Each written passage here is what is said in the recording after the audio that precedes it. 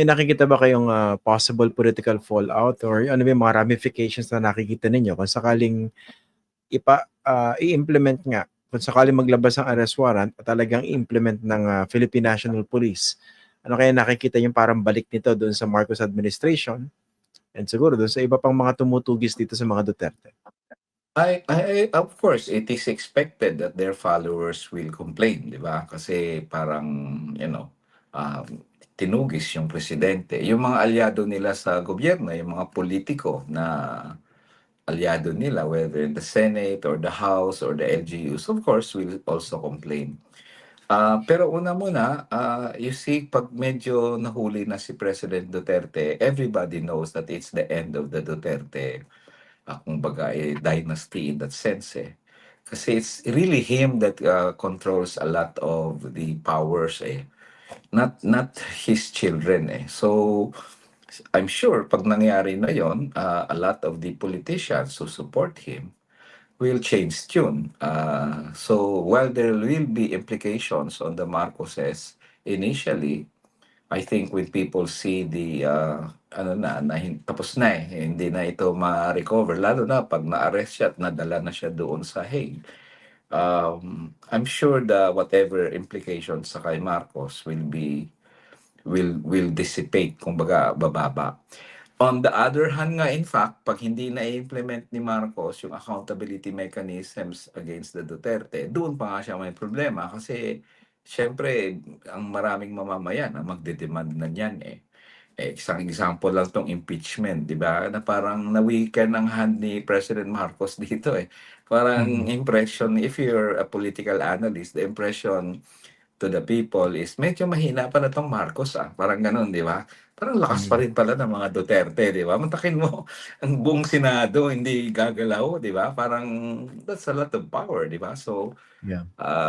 yeah, kung in fact kung hindi umaksyon si Marcos, hindi niya ipatupad yung accountability mechanisms, baka yun pa nga ang political implications sa kanya na masama. Kasi any delay in the accountability mechanisms will strengthen the hands of the Dutertes and weaken the hand of Malacanang on that particular issue. So yeah, there are political implications for or against, but in the end, mas lasting at mas malaking impact ang problema ni President Marcos pag hindi niya pinatupad ang mga accountability mechanisms against the Dutertes. Hindi niyo ba nakikita naman yung possibility na kung sakaling maaresto itong si dating Pangulong Rodrigo Duterte, eh baka naman ma-transfer yung simpatsya at mas tumaas o lumakas politically itong anak si Sara Duterte? That's the martyr, ano the martyr, parang kumbaga syndrome eh. Mm. Alam mo yung martyr syndrome will only work pag walang basis yung sina-charge doon sa politician.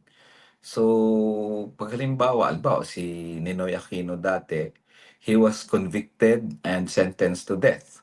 Dahil miyembro daw siya ng NPA. Alam mo, ang red tagging started way back then, martial law. Pero Yeah. marami kasing hindi naniniwala doon eh. Parang unjust yun. So, Ninoy Aquino can really claim na political persecution ito. Paano naging NPA ko, senador ako ng bansa, parang gano'n, di ba? So, pero dito, ang hirap mag-transfer ng martyrdom kasi alam naman ng lahat na may killings talaga, di ba? So, at inamin niya naman yun, pumatay ako, Mm. para naman the ends justify the means. So, hindi ganun kadali ang mag-transfer ng martyrdom sa mga Dutertes because medyo groundless kasi yung yung kanilang diyan basis. At talagang makikita ng tao, sinusunod lang naman ang accountability mechanism dito. Mano ba naman? Kasi ang ICC trial is just a trial. Wala namang sinabi doon na convicted ka na. Kung ma-acquit ka, di acquit ka. Parang katulad ng husgado sa atin, di ba? So, mano ba naman na bigyan mo na lang ng oportunidad ang mga kaanak ng biktima na mag-present ng ebidensya nila? Kung matalo sila, di talo. Kung manalo sila, di panalo. Ang punto lang, magkaroon ng oportunidad. Walang oportunidad ngayon eh. There are no cases filed against him. Kasi grabe talaga kahirap maghanap ng ebidensya sa mga kapulisan nung panahon niya. Ngayon, hinahanap yung ebidensya, wala na. Ang hirap kasi ang Mm. hirap i-call yung mga ebidensya. Mabuti na lang may mga testimonies yung ilang mga mga insiders niya, yung galing sa loob. Kaya napalakas yung ebidensya. Plus of course, madaldal yung presidente kaya marami siyang inaamin na makapag-ano sa kanya, makapag-convict sa kanya.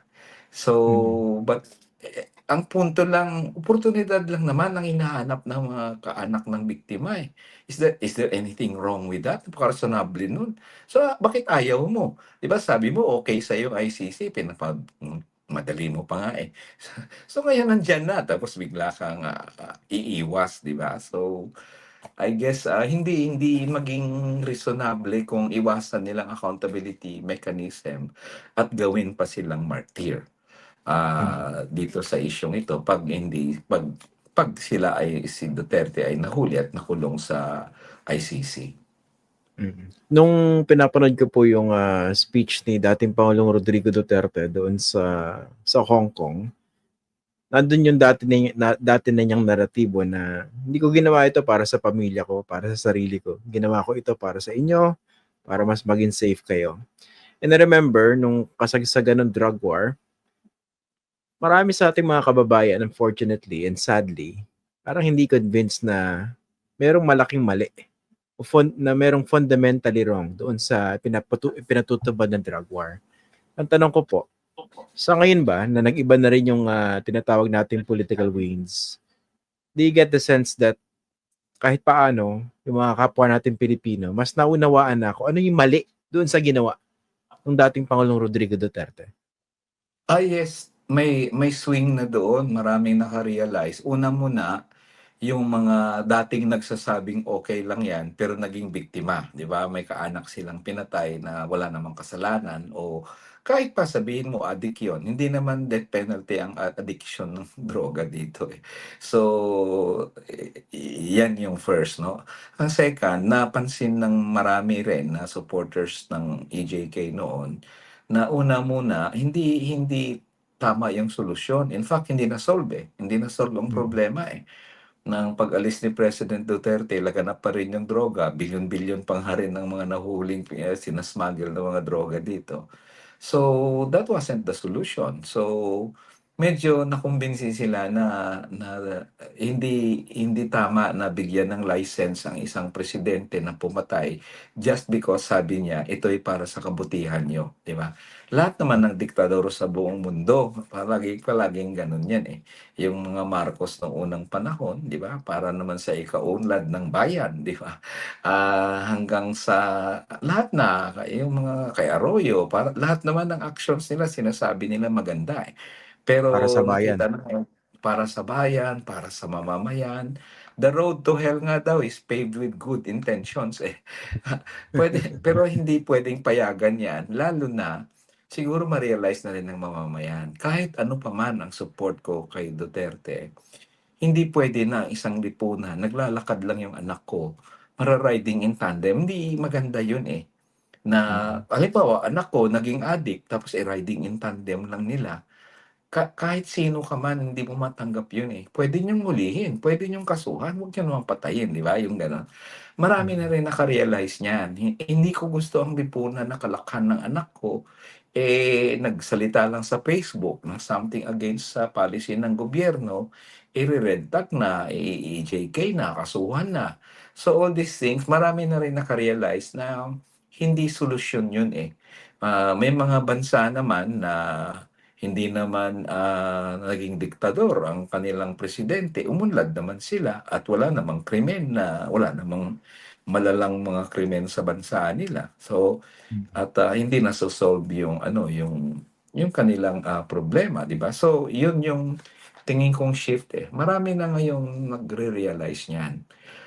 In fact, I think even those in the Duterte camp, marami na rin nagsabi na naniniwala tingin ko na pag inulit yan, huwag naman. They will support Duterte just because they think he's being persecuted, yung ganon. But I don't think pag ulitin ng panahon, the same people will support that kind of policy. Kasi grabe talagang impact sa lipunan ng EJK ni President Duterte.